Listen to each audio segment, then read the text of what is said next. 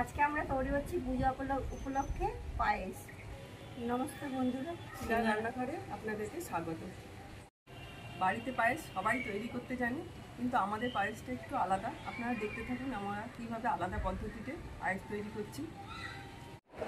আমরা পায়েস করব বলে দুধটা জাল দিয়ে নেব, আর হাঁড়িটা বসিয়ে দিয়েছি, এর মধ্যে সামান্য জল দিয়ে দেবো। দুধটা দিয়ে দেবো এবার।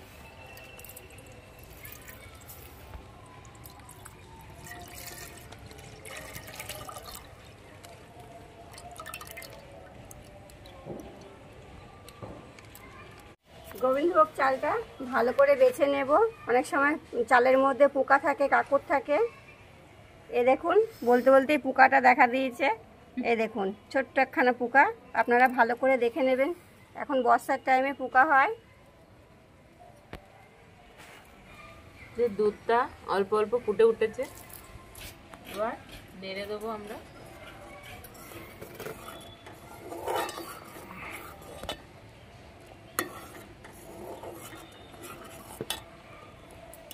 গোবিন্দভোগ চালটা ভালো করে ধুয়ে নেব।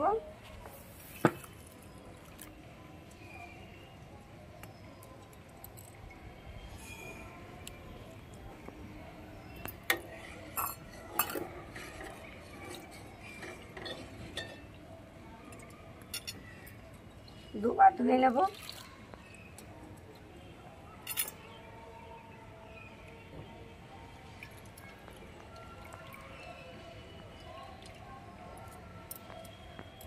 যে দুধটা ফুটে গেছে, এবার আস্তে আস্তে নাড়িয়ে দেবো। গোবিন্দভোগ চালটা এবার দিয়ে দেবো।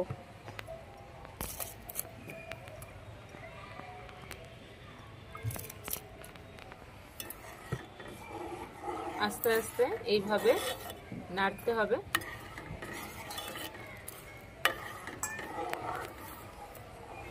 নতুন বন্ধুরা যারা আমাদের ইউটিউব থেকে আমাদের রেসিপিগুলো দেখেন, ঘরোয়া রেসিপি, আমাদের ইউটিউব চ্যানেল শিলার রান্নাঘর, চ্যানেলটিকে সাবস্ক্রাইব করে পাশে থাকবেন।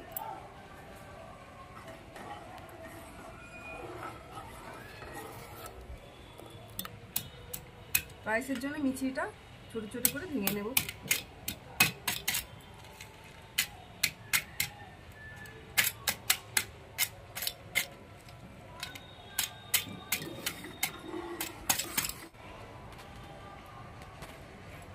এখান থেকে আমরা একটু দুধ তুলে রাখবো।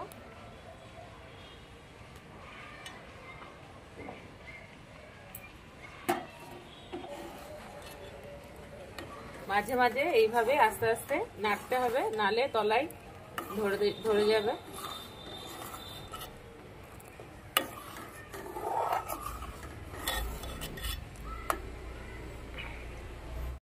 দেখুন বন্ধুরা কি সুন্দর ফুটে উঠেছে।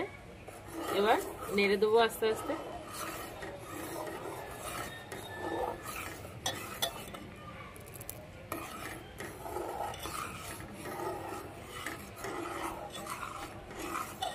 এবার দেখে নেব চালটা সেদ্ধ হয়েছে নাকি।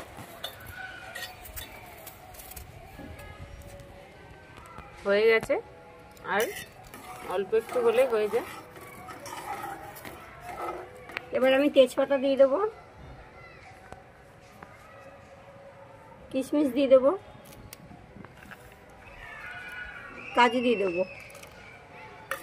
ভালো করে নেড়ে দেবো।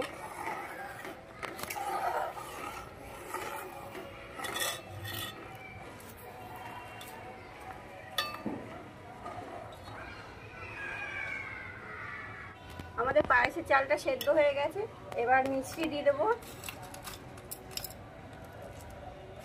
পায়েসের স্বাদ আরও বেশি বাড়িয়ে দেয় বলে আমরা মিছরি ব্যবহার করলাম।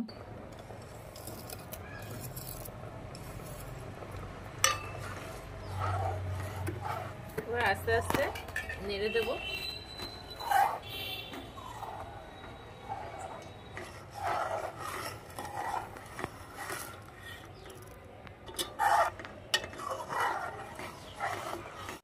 আমরা গরম দুধ তুলে রেখেছিলাম বাটিতে, এবার এর মধ্যে একটু আমুল দুধ মিশিয়ে দেবো। 4 চামচ আমুল দুধ দিয়ে নেব।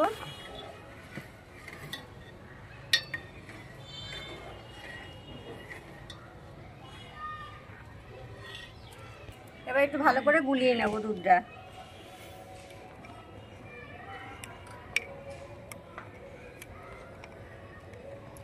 এই আমুল দুধটা পায়েসে দিলে পায়েসের স্বাদটাও খুব সুন্দর হবে আর গন্ধটাও খুব সুন্দর হবে।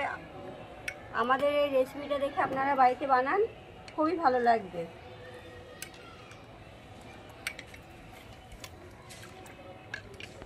দুধটা গুলানো হয়ে গেছে, কোনো দানা দানা নেই।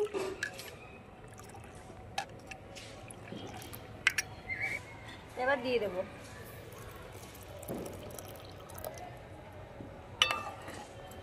এবার ভালো করে নেড়ে দেবো।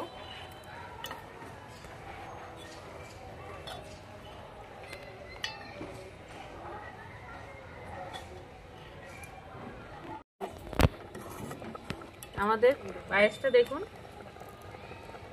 না গাঢ় হয়েছে না পাতলা হয়েছে, একদম মিডিয়াম হয়েছে আমাদের পায়েসটা। তৈরি হয়ে গেল আমাদের পায়েস। রেসিপিটা দেখে যদি আপনাদের ভালো লাগে, বাড়িতে বানিয়ে নিন। আমাদের রেসিপিটা দেখুন, ভালো লাগলে লাইক করবেন, কমেন্ট করে জানাবেন। আমাদের ইউটিউব চ্যানেল শিলার রান্নাঘর, চ্যানেলটিকে সাবস্ক্রাইব করে পাশে থাকবেন। ভালো থাকবেন, সুস্থ থাকবেন, আমাদের পাশে থাকবেন।